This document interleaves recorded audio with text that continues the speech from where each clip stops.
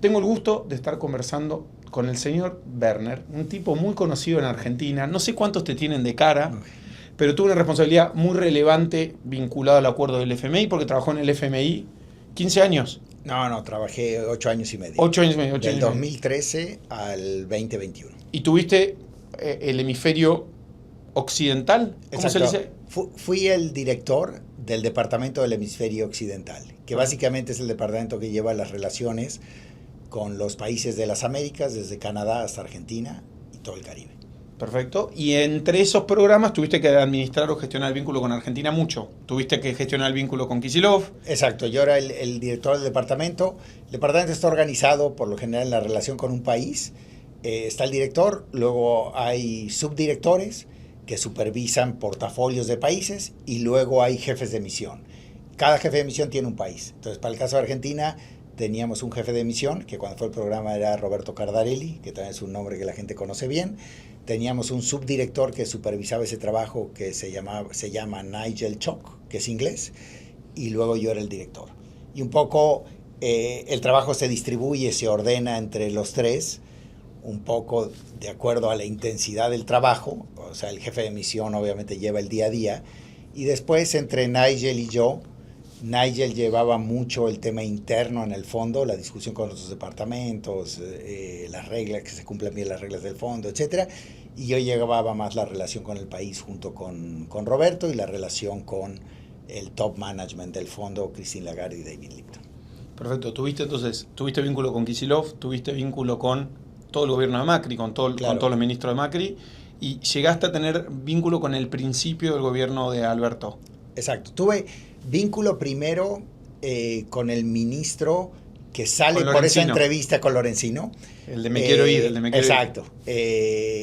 Siempre me confundo porque en Uruguay había un ministro que se llama Fernando Lorenzo, claro, y en Argentina Lorenzino, entonces no sé cuál es Lorenzo y quién es Lorenzino, pero bueno, con él traté al principio y luego tuvo que renunciar. Luego llegó Axel Kicillof, con quien trabajamos durante el tiempo que él estuvo en el gobierno, y básicamente el tema principal fueron dos. Los temas principales fueron dos. Uno fue todo el tema de las estadísticas, todo el tema del INDEC, que se censuraba a Argentina en el fondo y se incrementaba, digamos, la seriedad de esa censura, y Argentina iba tomando medidas supuestamente correctivas para ir mejorando las estadísticas. Y el segundo tema que se vio con él fue el tema de los holdouts, pero sobre todo el tema, digamos, de si el Fondo Monetario iba a escribir una amicus curiae a la Suprema Corte de Estados Unidos cuando el caso llegó a la Corte, y la Corte finalmente no tomó el caso, ¿no? Y la sentencia del juez Grisa se quedó. Y bueno, luego eso terminó con la elección, llegó el equipo de Macri, como tú dices, tuvimos relación con Alfonso Prat-Gay y con Duhovne y con Hernán Lacunza al final. Y también con los presidentes del Banco Central. Exacto, también con Federico Sturzenegger, Caputo y Sandleris. Toto Caputo y Guido, claro. Estamos en Georgetown, estamos conversando desde acá. Yo estoy haciendo justo un curso que se llama GCL, Global Competitiveness Leadership, y vos fundaste y liderás el American Institute acá hace un par de años, así que ya te dedicás más pleno a la actividad académica, para decirlo de alguna manera, y también tenés un rol como Non-Resident Fellow del Peterson Institute for International Economics, exacto. Conocido o muy conocido por ser el lugar donde salió el Consenso de Washington. Exacto. Es el instituto. Ahí estaba John Williamson, y ahí, digamos, se publicó, digamos, sus artículos sobre un poco cuál era la estructura económica que, según él, tenían que tomar los mercados emergentes: la apertura de la cuenta de capital, la apertura de la cuenta corriente, etc. O sea que para alguien que nos vea de izquierda, vos serías lo más cerca al diablo que se le pueda ocurrir. O sea, en Argentina, en un país que vos bien conocés, porque bueno, ahora vamos a contar un poco de tu historia, digo, ¿no? Pero que tiene una mirada tan negativa del FMI, un poco de tener esta conversación, pero también entender qué es lo que hace el FMI, qué es lo que hizo el FMI y un poco tu mirada. No, tienes razón. Ahora, bajo el espectro político en Estados Unidos y en muchos países de Europa, si tú ves hoy el Peterson Institute en Estados Unidos se consideraría un centro de pensamiento de centro izquierda. Claro. Es un instituto en ese sentido liberal, que piensa probablemente que los gobiernos sí tienen que tener sus cuentas balanceadas, Claro. pero que probablemente piensa que el tamaño del gobierno tiene que ser más grande que lo que piensa la gente que trabaja en el Heritage Foundation, en el Cato, etc. Sí. Y digo, otros miembros del Peterson Institute son Olivier Blanchard, digamos que en lo que es el espectro político francés es también centro-izquierda.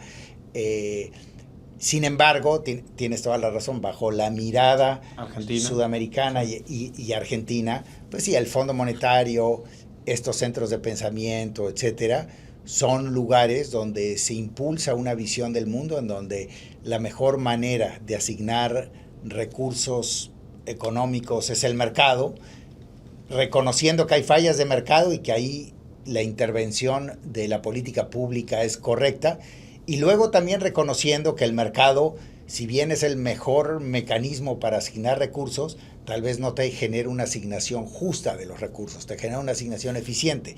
Y ahí entras en un trade-off de cómo a través de la política fiscal redistribuyes recursos, tal vez un poco a costo de eficiencia, pero reconociendo que en muchas circunstancias es positivo generar cierta distorsión en la asignación de recursos si quieres lograr una distribución de recursos un poco más justa. Eso yo creo que es una visión muy diferente a la que ves en otros centros de pensamiento, en donde probablemente empujan mucho más por la eficiencia de la asignación de recursos, también pensando que dinámicamente el tema de distribución se va a ir arreglando solo si los mercados funcionan bien, ¿no? Clarísimo. Antes de entrar al odio del FMI o al FMI o los fundamentals de qué es el FMI, esta mirada que acabas de dar es muy clara. Hay una distorsión muy grande de qué es el FMI en Argentina. Antes de entrar a eso, contarle o explicarle a la gente, mucha no te conoce, que vos naciste en Argentina, viviste una buena parte de tu vida en Argentina y después te fuiste exiliado, tu familia se fue exiliada a México y llegaste en México a alcanzar posiblemente el rol más relevante que pueda tener una persona no nacida en México en la política económica, en el diseño de política económica en un gobierno. Fuiste básicamente el número 2 del Ministerio de Economía durante mucho tiempo. Tuviste un rol en el Banco Central, en la administración del Banco Central. Y le recomiendo a la gente que busque tu libro que escribieron con Martín Caneguiser, que es muy, muy interesante. Tu mirada hipercrítica del acuerdo, pero también muy, muy ampliatoria. Yo me lo comí en un día, me lo leí de una, de qué es lo que hace el fondo, qué fue lo que pasó en Argentina y también qué puede ser lo que pueda pasar para adelante. Es un muy buen momento que supuestamente viene un acuerdo ahora, el tercer acuerdo con el fondo. Entonces, si bien, digamos, el libro termina básicamente en el gobierno de Macri, comentamos es el preludio de esto. Tenemos un capítulo o dos sobre el gobierno de Alberto Fernández, pero el libro trata de explicar cómo funciona el fondo, cómo se diseña un programa, cuáles son los trade-offs entre lo que quiere el país y lo que quiere el Fondo Monetario, y un poco qué es lo que pasa en la cocina en el diseño de un acuerdo con el Fondo Monetario. Y un poco la idea de escribir el libro, digamos, yo cuando salí del fondo y un poco estaba armando un portafolio de actividades para realizar, digamos, en mi nueva actividad profesional, un poco me surgió la idea en algunas charlas con mi esposa de escribir un libro y realmente el país en el que mayor interés hay, y como tú decías, probablemente por lo mismo, mayor confusión hay sobre qué representa el Fondo Monetario, cómo funciona el Fondo Monetario, cómo se divide o cuál es la tensión entre lo técnico y lo político, cuál es el rol de los países miembros, sobre todo el rol de Estados Unidos, etcétera, es mayor. Entonces pensé que se podía hacer una contribución a través del libro para que en Argentina se entienda un poco mejor qué es el Fondo Monetario, cuál es el rol del Fondo Monetario, etcétera, y por eso escribí el libro y lo escribí. Yo nunca había escrito un libro en mi vida y pensé que si lo hacía solo iba a ser imposible. Iba a salir mal también, y además yo no tengo el pulso del lector no técnico. Claro. Entonces me junté con Martín Caneguiser y decidimos escribir el libro, hicimos un outline, todavía era la época de la pandemia, hicimos muchísimos Zooms y de ahí surgió este libro que se llama La Argentina en el fondo. Quedó bien interesante. Arranquemos explicando qué es el fondo. Okay. Tomemos esa mirada histórica de para qué sirve el fondo, que si lo pensamos es bastante diferente a lo que se imagina el argentino, que tiene un prejuicio de lo que hace el fondo, ¿no? Uno lo ve como el malo, y el fondo, si uno piensa el origen o el sentido del fondo, es medio ser como este prestamista de última instancia, que es como venir a salvar las papas cuando no hay solución, ¿no? Es como medio al revés. Sí, a ver, el fondo se crea en 1944 y es una construcción, digamos, de alguna manera, de Inglaterra y Estados Unidos, dada, digamos, la experiencia después de la Primera Guerra Mundial, de las devaluaciones competitivas que se dieron en Europa, en un régimen de tipo de cambios fijos. Básicamente la idea era crear una institución que permita que un sistema de tipos de cambio fijo en el mundo funcione de manera menos desordenada. ¿A qué me refiero? Que si tú puedes pensar en dos países, uno que es, o en tres países, dos países que son exportadores de materias primas y uno que es importador de materias primas. ¿Qué pasa cuando sube? ¿Qué pasa cuando cae el precio de las materias primas? Que los países exportadores de materias primas se vuelven más pobres. Sí. Entonces necesitan una moneda más débil. Hay dos maneras de generar esta moneda más débil. A través de una deflación, de que tus salarios caigan, de que los precios caigan, o de depreciar el tipo de cambio. Ahora, si nosotros dos que somos exportadores de materias primas no nos ponemos de acuerdo, yo devalúo mi moneda antes que tú. Y ahora tengo una ventaja competitiva contra ti. Tú devalúas de nuevo y yo devalúo de nuevo. Entonces, la idea era cómo hacemos un sistema que sea estable, que coordinemos estas devaluaciones y ayudemos a los países a realizar los ajustes cuando se vuelven más pobres porque caen, digamos, sus ingresos externos. Esa idea era más basada en un problema europeo y sobre todo en un problema de la posguerra, que no se sabía dónde se iban a estabilizar estas monedas en la posguerra.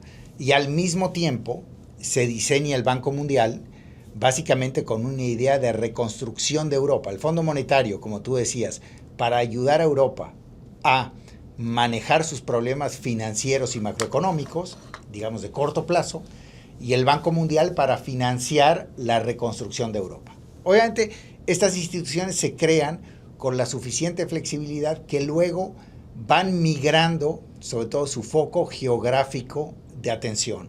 Y así es como primero se atendió este problema europeo, luego se sigue ayudando a economías avanzadas cuando los países abandonan el patrón oro a principios de los 70s. Luego vienen las grandes crisis de deuda en América Latina, ¿no? La crisis de la deuda en los 80s, y ahí el Fondo Monetario tiene un rol muy importante. Luego viene pues la caída de la Unión Soviética y la transformación de las ex repúblicas soviéticas.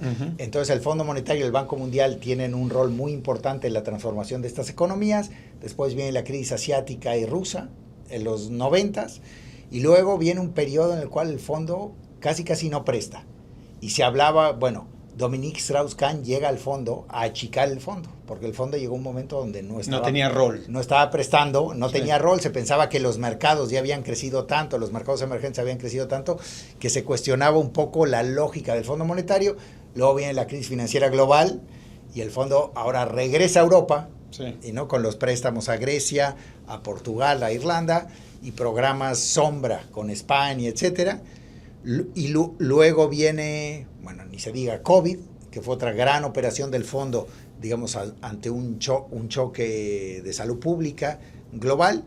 Y luego, digamos, saliendo del COVID vienen, digamos, crisis de deuda en varios países de África, en Sri Lanka, en Asia, etcétera, y algunos países en América Latina como Argentina, y bueno, Argentina antes del COVID y después del COVID, y Ecuador también, ¿no? Argentina y Ecuador más producto de políticas expansionistas que se pudieron sostener por un tiempo muy largo por el boom de las materias primas, y una vez que las materias primas se estabilizan y luego caen, o caen y luego suben y se estabilizan, pero a un nivel menor que el pico, el mantenimiento de estas políticas ya era inviable y por lo tanto necesitan un proceso de ajuste, palabra prohibida en Argentina, que pues básicamente se puede realizar de una manera menos disruptiva con la ayuda del fondo. Y en ese sentido, ahí yendo, digamos, a tu punto, en una crisis de balanza de pagos, o sea, si tú tienes un déficit en cuenta corriente, digamos, de 6 puntos del PIB, eso quiere decir que en un año tú consumes e inviertes 6% más de lo que produces. Entonces necesitas que alguien te preste, el resto del mundo, esa diferencia. Tradicionalmente, esa diferencia la obtienes a través de inversión extranjera directa, los mercados financieros internacionales, etc. Si tus prestamistas tradicionales de repente empiezan a dudar en tu capacidad o voluntad de pago, ya no puedes financiar ese 6% del producto. Y muchas veces esto pasa de una forma que Guillermo Calvo le llamó el sudden stop, ¿no? El frenazo. Eso quiere decir que vas de 6 a 0. Entonces tú tienes que bajar tu consumo y tu inversión en 6 puntos del producto. El tema es que eso genera, digamos, un costo muy, muy grande. Un poco la idea del Fondo Monetario Internacional en esos casos es, en lo que realizas ese ajuste, el Fondo Monetario te presta para que bajes de 6 a 2, vayas haciendo las correcciones de política interna que necesites, porque ya no puedes seguir viviendo gastando 6% más de lo que produces, pero si lo haces en 3 años en lugar de un año, puede ser mucho menos disruptivo, socialmente mucho menos costoso, y ahí es, digamos, donde realmente el rol del Fondo Monetario Internacional es para ayudar a llevar a cabo estos ajustes. Yo creo que un poco también hay que ser honestos, y eso lo comentamos mucho en el libro.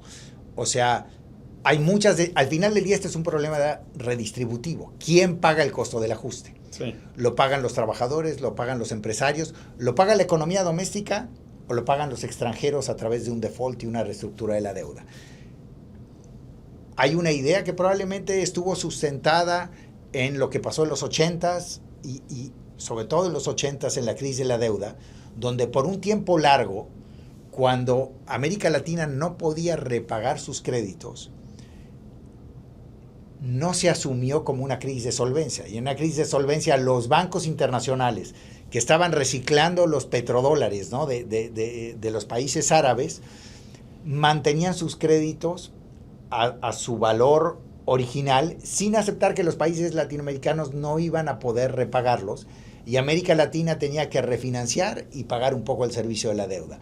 Entonces se percibió que todo el ajuste estaba recayendo sobre las economías domésticas a través de mayor inflación, caídas en el salario real, restricciones al retiro de depósitos de los bancos o conversión forzada de los depósitos que en algunos países podían haber estado en dólares a moneda nacional antes del corralito en Argentina, esto en los 80s, ¿no? Entonces sí se genera la percepción que el modelo de corrección era un modelo que básicamente hacía incurrir a la economía doméstica en casi todos los costos, y a los extranjeros que prestaron muchos de estos recursos no se les imponía un costo equivalente. Entonces también genera esta percepción de que el Fondo Monetario tal vez fue un instrumento del capital extranjero para que el ajuste recaiga más sobre la economía doméstica y no sobre... Eso ha cambiado bastante. Hoy el Fondo Monetario es mucho más proclive a empujar una reestructura de deuda doméstica y externa que lo que era antes. 30 años, ¿no? 40 años. Se me ocurren muchas preguntas porque la respuesta fue larga, pero ese sería el rol teórico del FMI.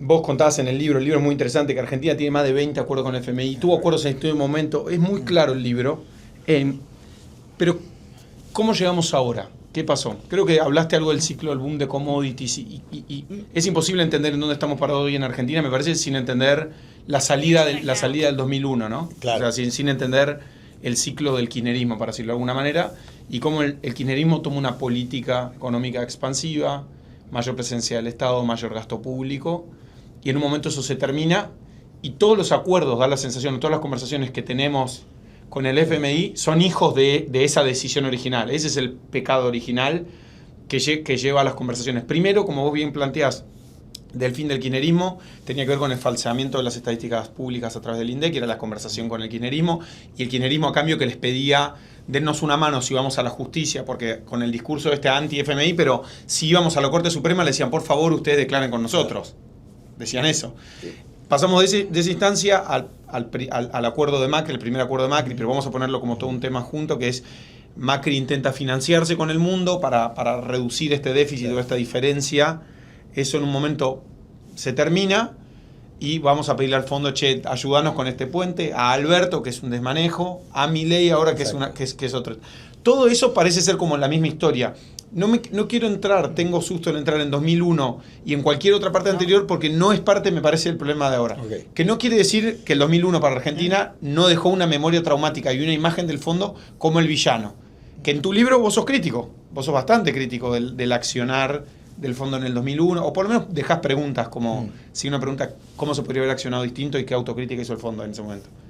Mira, varias cosas, o sea, sin meternos al 2001, pero claramente Argentina sale de la crisis del 2001, impulsada obviamente por la reestructura de la deuda, por la depreciación del tipo de cambio, pero sobre todo por el boom de commodities, que se explica obviamente por el gran crecimiento en China y la gran demanda de materias primas que tenía China. Sí. Esto le permite al kirchnerismo duplicar el tamaño del sector público, sí, en términos de gasto. Pasar de un gasto público de 20 puntos del PIB a un gasto público de más de 40 puntos del PIB. Tal vez el nivel inicial era muy bajo, pero el nivel final era totalmente exagerado y era validado por unos ingresos que tal vez no iban a ser sostenibles. Claro. Y eso también venía de la mano de salarios reales muy altos, porque si estamos gastando todo este dinero adicional en la economía, hay más demanda por trabajo, sí, en el sector servicio, en construcción, en restaurantes, etc. Expansivo. Esto sube los salarios reales, entonces tienes una economía en donde los salarios reales son más altos de lo que va a ser eventualmente en el mediano plazo, y donde el nivel de gasto general también es más alto. Entonces,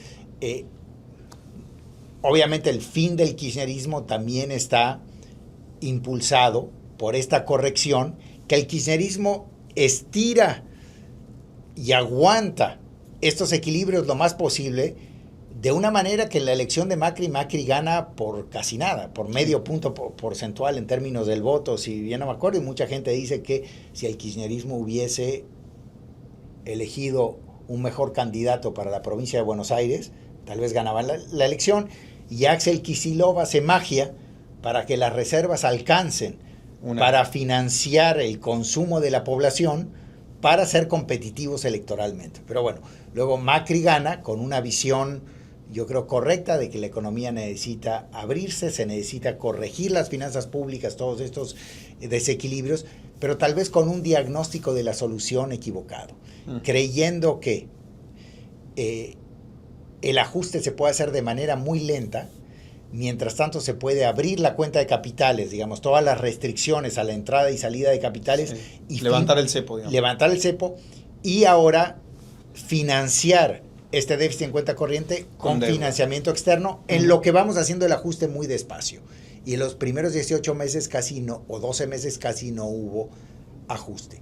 Esto venía funcionando bien y en un momento, digamos, a principio del 18, por la subida de tasas de interés en Estados Unidos, tal vez por alguna preocupación de los mercados financieros internacionales de si esto era sostenible o no, etcétera, eventualmente se empezó a poner en duda la sostenibilidad del modelo, el financiamiento que estaban obteniendo de los mercados se empezó a secar, y ahí es donde Macri dice, bueno, la verdad nuestra opción es hacer un acuerdo con el Fondo Monetario. ¿Cuál es la lógica? El Fondo Monetario nos va a ayudar con financiamiento mientras aceleramos el ajuste fiscal para cerrar esta brecha, y esto nos va a permitir regresar más rápido a los mercados y seguir para adelante con la trayectoria que teníamos. En el libro contamos cosas que fueron muy atípicas, digamos, la valentía de Macri de llamar al Fondo Monetario Internacional cuando su equipo le dice ya no tenemos financiamiento tradicional. Eso, por un lado, te dice un presidente como que muy honesto, decir, si esto es lo que necesitamos, vamos y lo hacemos, pero tal vez también muy imprudente. En lugar de decir, oye, váyanse al Fondo Monetario Internacional sábado y domingo, vuelvan con algunas ideas de qué nos va a pedir el fondo está pensando igual que nosotros o no, qué podemos conseguir, cuáles van a ser las trabas, antes de llamar a la directora gerente y anunciarlo. Entonces están esos dos lados, y yo creo que con una sensación de que el fondo le iba a dar al gobierno de Argentina todo lo que quería, sin ningún tipo de contrabalance. De balance en términos de políticas públicas. Sí. Y ahí empiezan un poquito, digamos, las discusiones más fuertes, pero se arma un programa en donde el fondo acepta ciertas cosas, Argentina acepta ciertas cosas, que luego realmente no logra calmar a los mercados. Y yo te diría, el segundo acuerdo, que es donde se amplía el monto, el ministro Duhovne anuncia que van a ir a un balance primario de manera inmediata, ya es como un acuerdo mucho más robusto, mucho más sensato. Y obviamente ahí la parte que quedó suelta y que generó más problemas es la parte de cómo manejar la volatilidad cambiaria en un contexto en el cual, cuando ya tienes una elección enfrente, es muy difícil, porque a veces, digamos, los instrumentos económicos no son lo suficientemente poderosos para contrarrestar un cambio de visión económica tan grande como la que podía representar un gobierno de Cristina Kirchner y Alberto Fernández. Cuando yo me imagino un funcionario del FMI, me imagino un muñeco, ¿no? Me imagino un tipo mega nerd, indio o europeo o gringo, que no tiene ningún tipo de vínculo con la realidad, que está siempre de traje, que vive acá en Washington. Bueno, eso es el estereotipo de personaje del FMI que yo me imaginaría.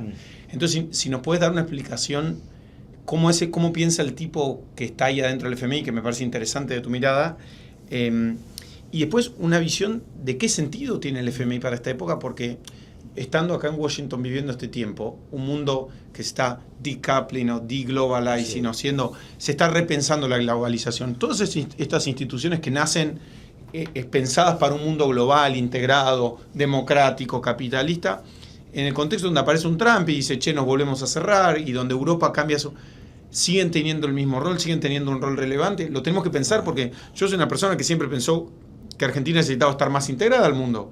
Y de repente el mundo empieza a decir, no, nos vamos a desintegrar. Y digo, opa, tengo que cambiar mi forma de ver, ¿cómo me paro pragmáticamente frente a esta realidad? Sí, mira, a ver, la primera pregunta, que es una pregunta más personal. Sí. Tienes razón en el sentido que cuando uno ve el Fondo Monetario de los 70s y 80s y principios de los 90s, y yo viéndolo, digamos, desde la perspectiva mexicana, que luego, en términos de personas, es muy parecida a la Argentina en su relación con el fondo, nosotros tuvimos, digamos, un primer director del hemisferio occidental cuando se hizo el programa del 94, la crisis del tequila, que era Claudio Loser, argentino, que es una persona que estudia en la Universidad de Chicago, regresa, creo, a Mendoza a enseñar, etcétera, pero rápidamente se integra al Fondo Monetario en niveles, digamos, entry levels de economista, y luego hace toda su carrera y termina como director del departamento del hemisferio occidental, pero es profesionalmente formada en el Fondo Monetario.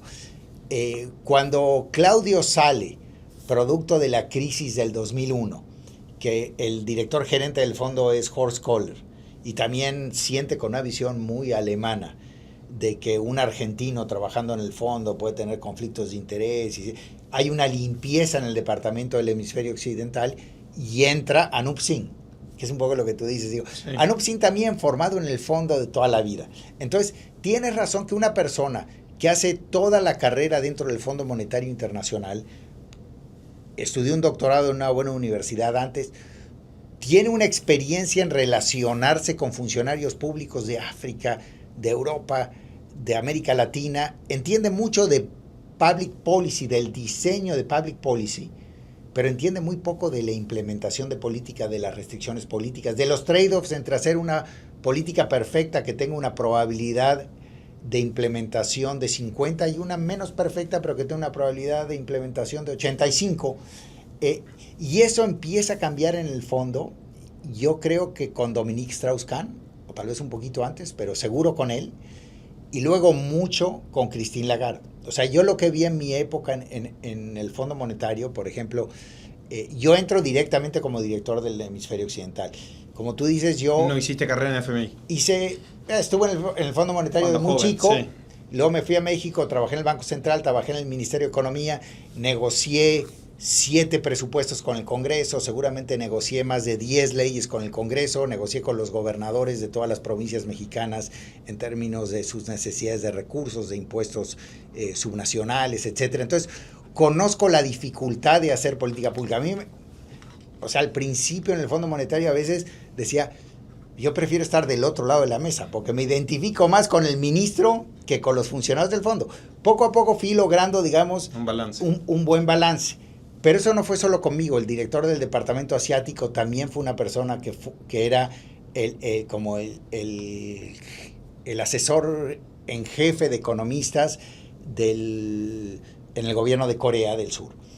En Europa también pusieron en algún momento exfuncionarios europeos. Entonces, Christine Lagarde empezó a buscar esta mezcla de tener buenos técnicos que conozcan bien el fondo, pero también exfuncionarios públicos, sobre todo de países emergentes, que entiendan el diseño de política pública en estos países. Y en eso, por ejemplo, el equipo que nosotros teníamos en Argentina, Roberto Cardarelli era un economista formado en el fondo, pero también más ecléctico, ¿no? Tratando de buscar las soluciones posibles y no las soluciones técnicamente perfectas.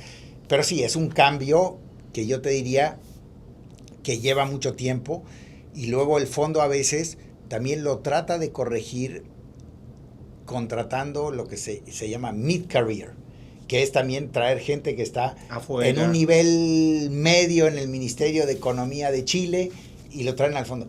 Lo que pasa con esas personas es que muy rápidamente las formateamos con formato IMF. Claro. Entonces, si no llegas con poder de decisión para tratar de influir sobre los equipos, y la gente que tienes arriba es formato IMF, te formatean a ti. Claro. Entonces, ahora la idea era un poco combinar gente de afuera, pero es un trabajo que lleva tiempo y todavía está en construcción. Decime tu mirada sobre las instituciones para el mundo global y ahora el rol de estas instituciones en este mundo deglobalizado, ¿no? Yo creo que hay una pregunta fundamental que es, al final del día, el gobierno de Trump va a mantener, digamos, esta gobernanza internacional, pero dentro de esta gobernanza va a lograr soluciones que sean mejores en el corto plazo para Estados Unidos. Y mejores, ¿qué quiere decir? Que la voz de Estados Unidos sea mucho más potente. O sea, si vemos el Fondo Monetario, pensar, oye, las decisiones no solo en América Latina, pero también las decisiones en África y en Asia, etcétera, se van a guiar 80% por lo que quiere Estados Unidos y 20% por lo que quiere el resto de la membresía.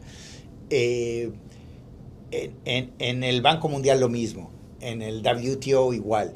O sea, realmente ejercer todo su poderío económico y político para que en el corto plazo las decisiones respondan casi al 100%, 70% al interés de Estados Unidos, pero va a mantener las instituciones. Eso va a hacer que luego sea mucho más fácil recalibrar después. Sí. O las va a destruir. Yo creo que eso todavía no sabemos.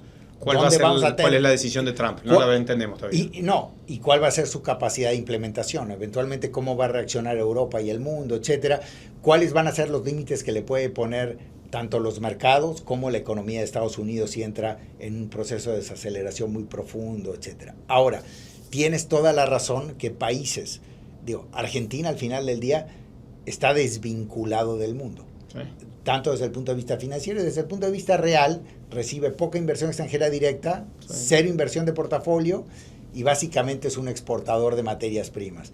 Pero, vayamos al caso de México, que decidió una estrategia de integración total a Estados Unidos, que esa estrategia la aceptó totalmente dentro del espectro político, la izquierda que llegó al poder hace 7 años, y ahora Estados Unidos dice, yo la verdad que voy a repensar esta estrategia. O sea, ya está México comprado en esa estrategia de integración. Joder. Y la pregunta para México es, oye, Al final del día no me queda alternativa más que seguir con esto.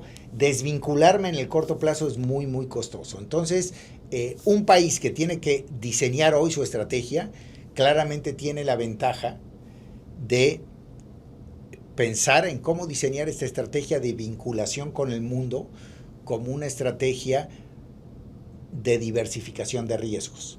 Cosa que hace 20 años nadie iba a pensar que los choques contra la globalización iban a surgir de Estados Unidos. Entonces, yo en ese sentido te diría, Argentina hoy tiene una oportunidad interesante de plantear su vinculación con el mundo de manera un poco más diversificada de lo que hicimos otros países, ¿no? ¿Por qué performa tan mal Argentina?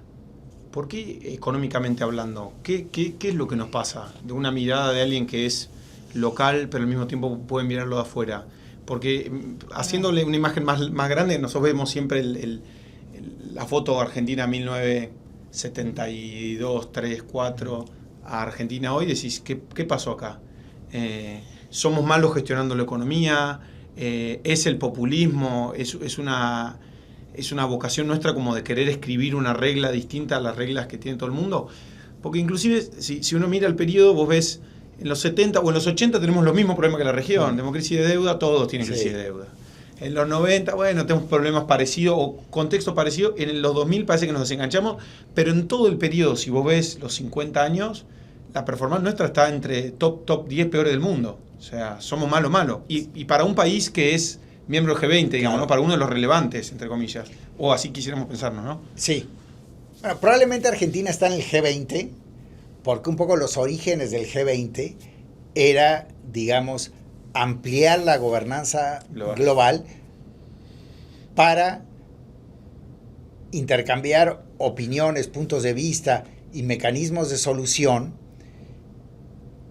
en una mesa donde estuviesen representados los países que en ese momento también se percibían como sistémicos pero problemáticos. Sí. Entonces, en esa mesa no podías dejar afuera a Argentina. Ahora, yo creo que yo no tengo una visión original de los problemas económicos de Argentina. Sería muy presuncioso pensar que uno tiene, digamos, una idea propia y estar muy convencido de ella, ¿no? Digamos, Pablo Gerchunov tiene toda esta historia, ¿no? De un poco la pugna entre la Argentina agrícola y el resto del país, entre el centro y las provincias, etcétera, y este tema distributivo muy de fondo que no se ha terminado de solucionar. Luego, obviamente en la época moderna, sin ir, digamos, a lo que está detrás de esto, pero claramente Argentina es un país que buscó, digamos, en los últimos 25 años, un Estado benefactor sin tener el consenso social de cómo iba a financiar ese Estado. Entonces, si ves las pensiones en Argentina, en algún momento llegaron a representar 12% del producto. Bueno, si vas a tener pensiones como en Francia, con una población más joven y sin impuestos y una eficiencia recaudatoria como en Francia, eso no es viable, ¿no? Entonces, hoy parece que Argentina, además la sociedad argentina, está apoyando una corrección de ese desequilibrio por el lado del gasto público, de reducción, digamos, del Estado benefactor, etcétera, que haga, digamos, más lógico el balance entre ingresos y gastos. Vamos a ver qué tan sostenible es esta visión, pero claramente, digamos, después de tantos años en donde esta incongruencia llevó a desequilibrios macroeconómicos que reflejaron en defaults, en inflaciones muy elevadas, etcétera, puede ser que la sociedad haya cambiado, digamos, de visión y claramente esté dispuesta a hacer una corrección importante, sobre todo por el lado del gasto público, ¿no? Pero sí, es un... esta frase que menciona mucha gente, yo no sé si es real o no, este economista que decía, no, están los países avanzados, los países en desarrollo, los países pobres, Argentina y Japón, ¿no? Que son como estos dos casos. Japón por el lado fiscal digamos, muy difícil de entender estos niveles de deuda, etcétera, y Argentina, digamos, siendo uno de los países con mayor ingreso per cápita a inicios del siglo XX, ahora, digamos, con un ingreso per cápita muy parecido al promedio de América Latina. ¿Y si tuvieras que hacer futurismo, crees que se puede salir de esta situación? No, yo creo que sí, ¿no? Digo, en eso hay países que lograron. Tampoco hay tantos países que lograron salir de un país de ingreso medio a volverse un país avanzado. Digamos, en América Latina tenemos el caso de Chile, que entra dentro de la calificación de ingreso, en el rango bajo, sí, de ingreso per cápita alto, pero sigue siendo un país emergente. Chile, medio, cuando sí, uno ve la parte social, la distribución del ingreso, etcétera, no es Corea del Sur. Entonces, pero claramente en Asia tenemos muchos ejemplos, y creo que Argentina claramente puede ser, ¿no? un país que de repente tenga una racha de 20 años de un crecimiento muy elevado. O sea, hoy por hoy Argentina está muy bien posicionada para lo que puede venir en los próximos 30 años, digamos, siendo una potencia tanto en energía tradicional como en energía renovable, una potencia en el campo de los alimentos, y una potencia también todavía con todos los problemas que tiene el sector educativo, etcétera, en términos de capital humano. Cuando uno ve la capacidad empresarial en Argentina, todavía yo creo que Argentina está entre los primeros lugares de América Latina, el mundo emergente, en términos de capacidad empresarial, en términos educativos, etcétera, y yo creo que eso puede ser una palanca importante. Si se arreglan, digamos, los desequilibrios macroeconómicos y se libera, digamos, a la economía de todas las trabas de política pública que se le han impuesto, pues se puede ver un muy buen desempeño para la economía argentina, ¿no? Y hablemos un poco de Milei. En el libro sos bastante crítico de Toto Caputo, hoy ministro de Economía. Sos muy crítico. Es muy interesante, tu mirada es muy crítica del gobierno de Macri. Es una crítica muy interesante. Pero sos particularmente muy crítico de Caputo. Sí. Hoy Caputo es el hotshot, el rainmaker de la política económica en Argentina. ¿Cuál es tu mirada? No solo de él, sino más bien de la política económica del gobierno de Milei, como un balance, habiendo pasado un poco más. Mira, yo te diría la época de Macri. Sí. Yo, habiendo visto muchos banqueros centrales en América Latina, creo que no era la persona correcta para ese puesto.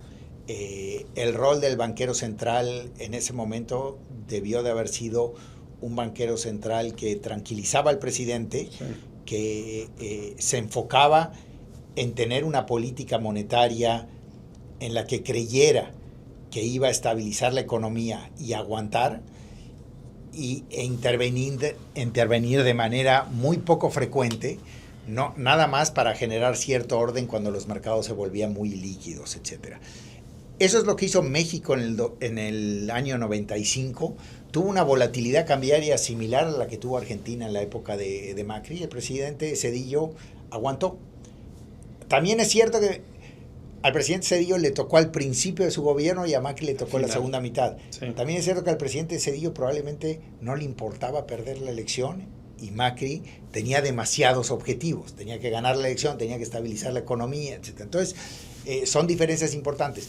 Pero Luis Caputo en ese rol no tuvo la confianza, la capacidad técnica para hacer un esquema en el que él confiara, que se lo pudiese vender al presidente y también nos lo pudiese vender a nosotros en el Fondo Monetario Internacional.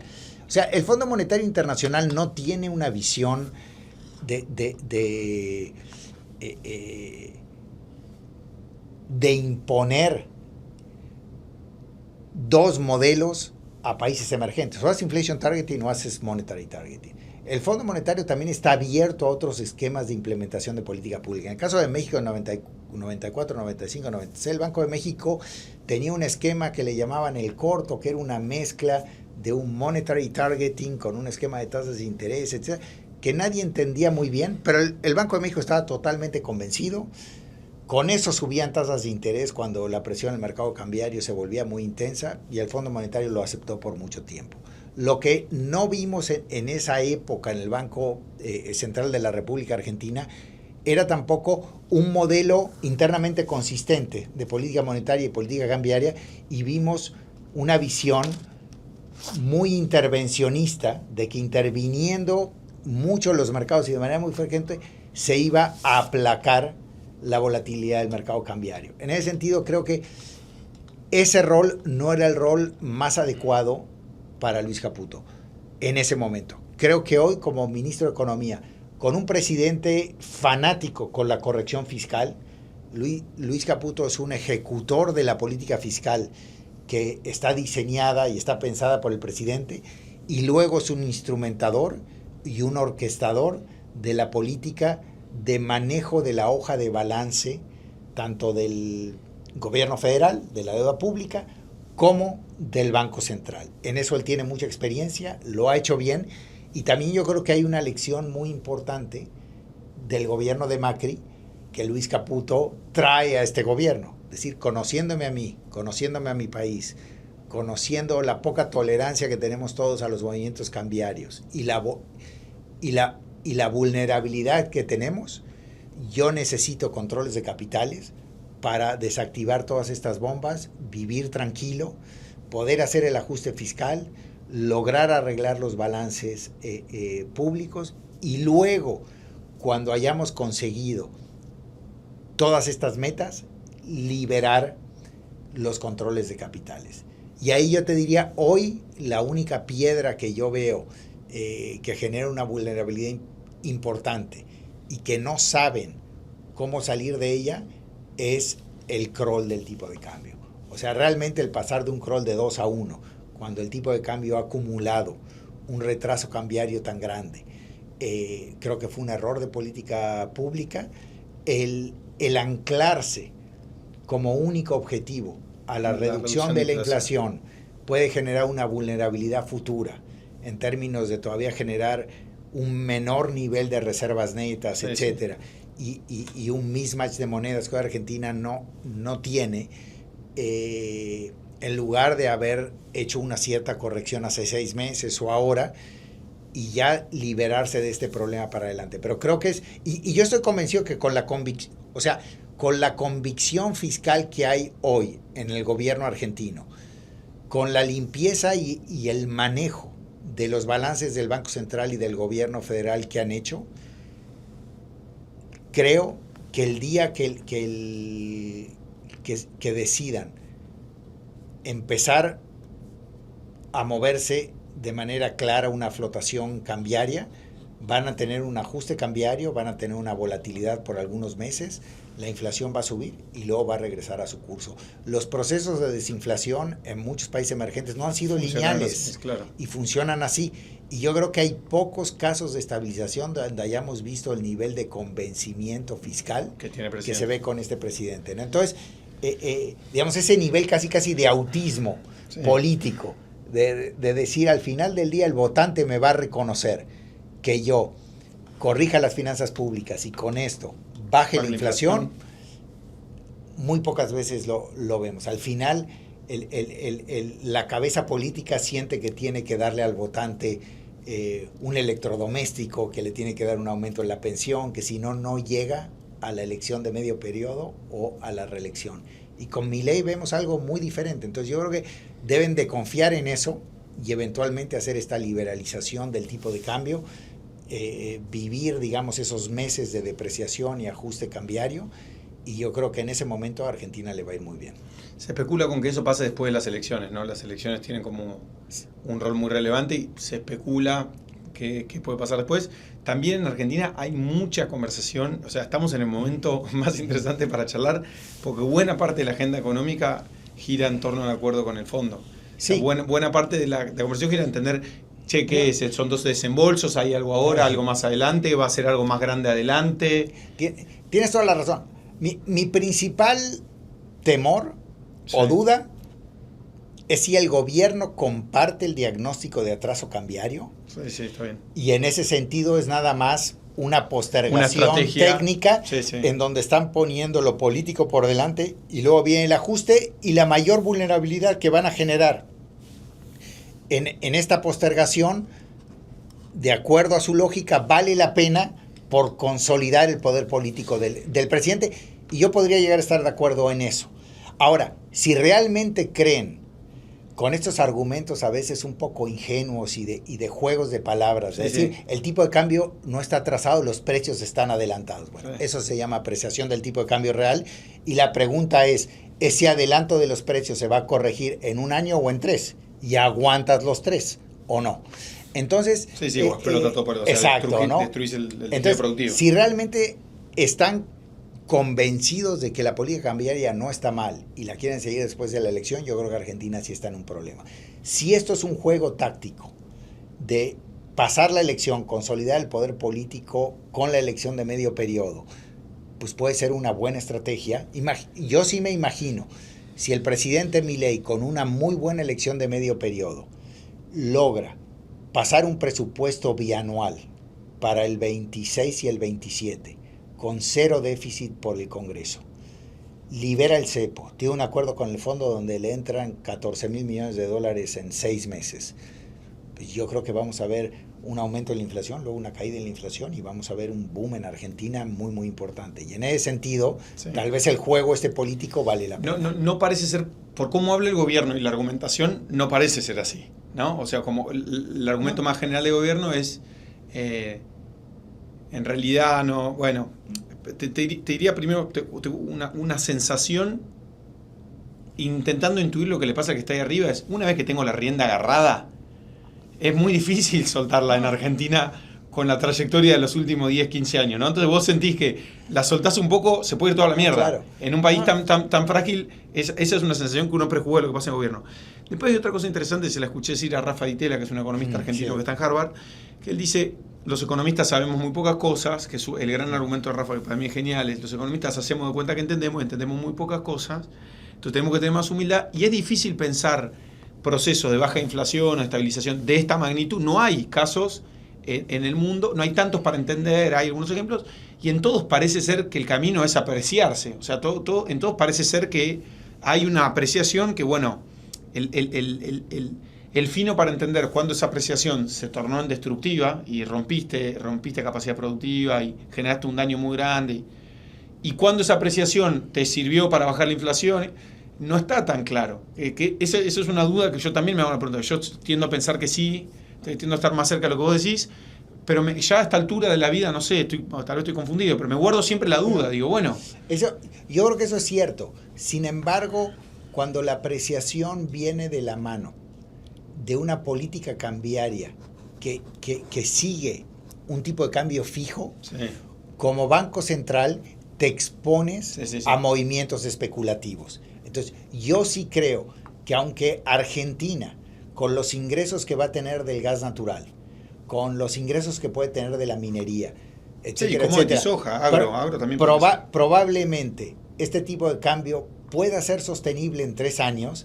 El tiempo en que se materializa eso y el tiempo que los mercados te van a dar para que aguantes, por lo general ha probado ser incompatible. Claro. Lo que tú dices, pero los países que han seguido una política de tipo de cambio fijo para estabilizar, por lo general, la política los ha llevado a mantener un tipo de cambio fijo por demasiado tiempo.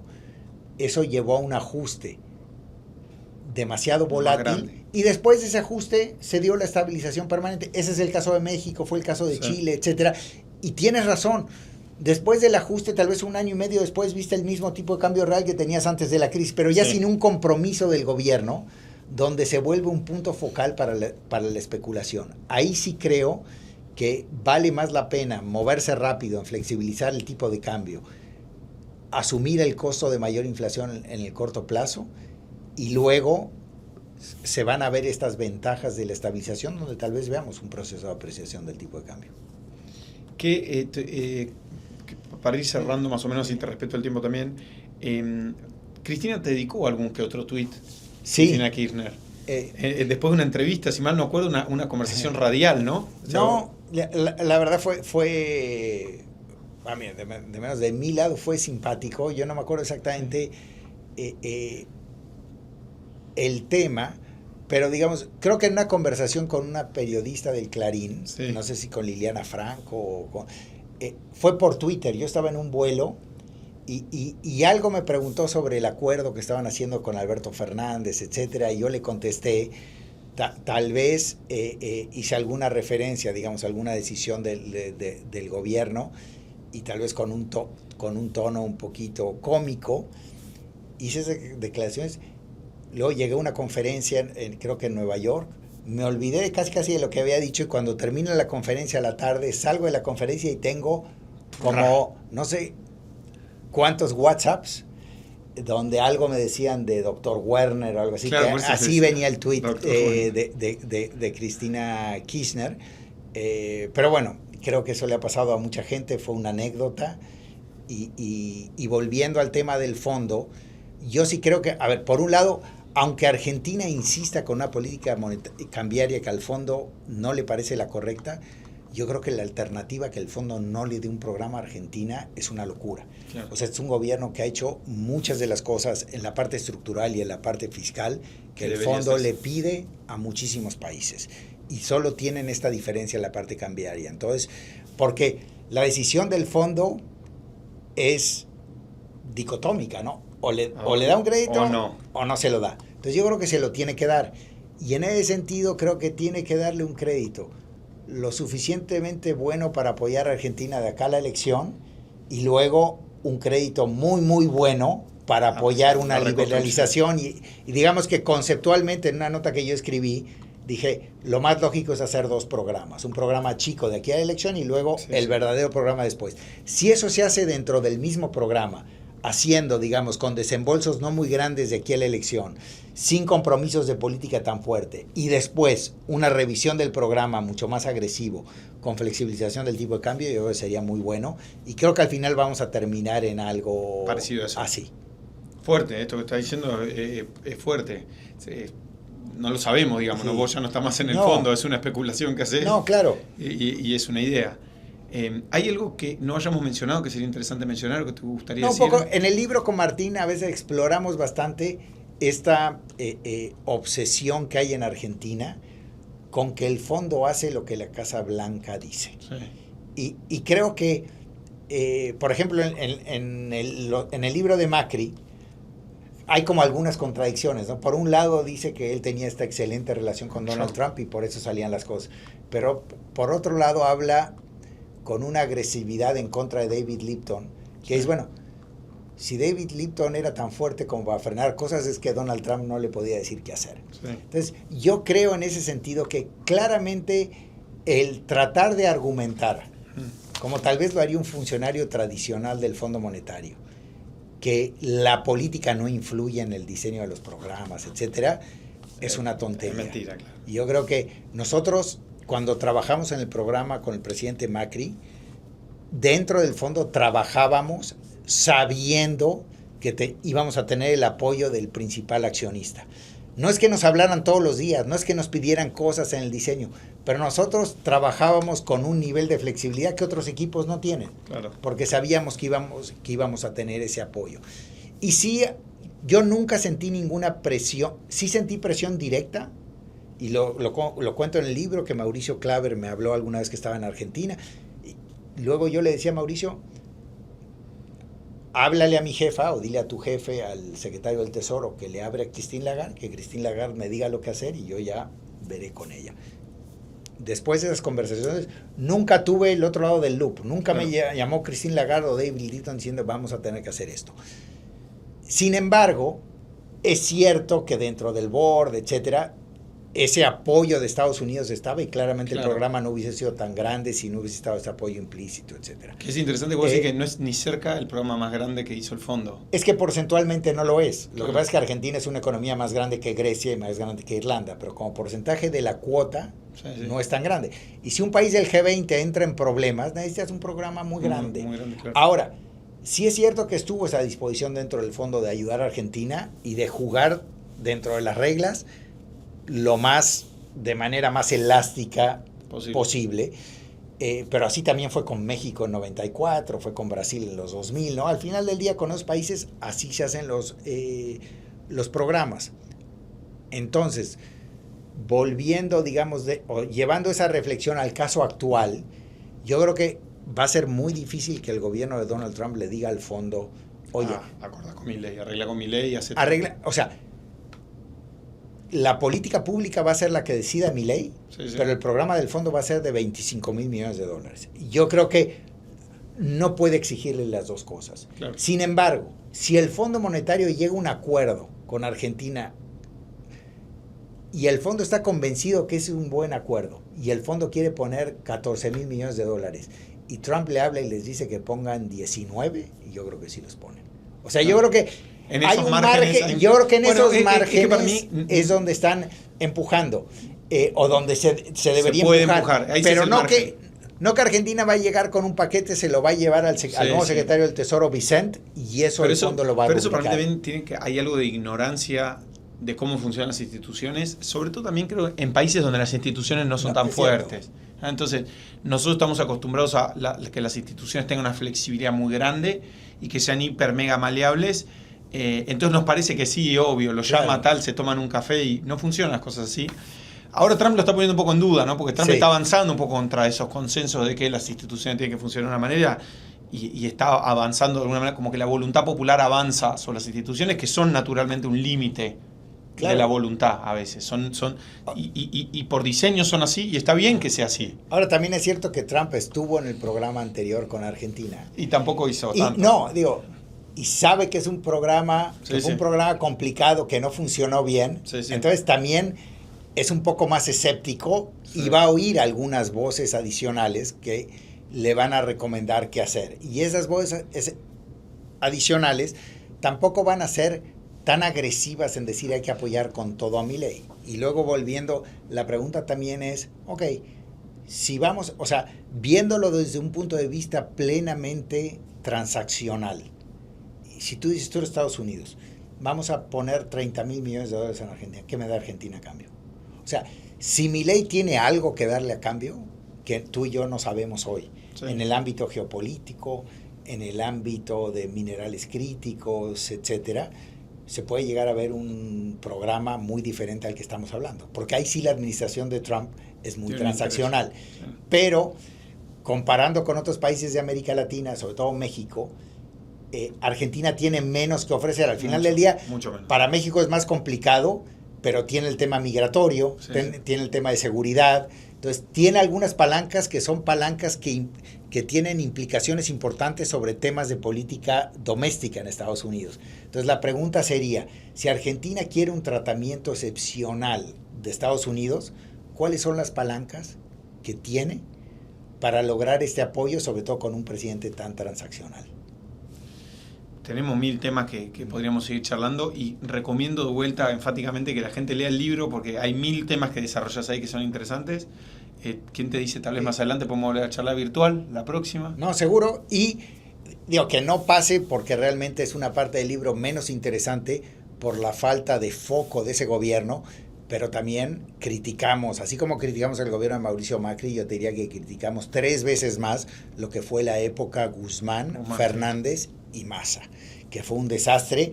En el gobierno de Mauricio Macri creo que hubo problemas de implementación, problemas de sequencing, pero creo que el objetivo era el correcto, la voluntad era la correcta y el gobierno tenía la intención de hacer las cosas bien para mejorar el nivel de vida de la población argentina. Creo que el gobierno de Alberto Fernández y la posición del ministro Guzmán y luego del ministro Massa es indefendible en términos de lo único que tenían como objetivo era sobrevivir la semana siguiente. Gracias, querido. De nada. Un placer. Gracias a todos, nos vemos la semana que viene.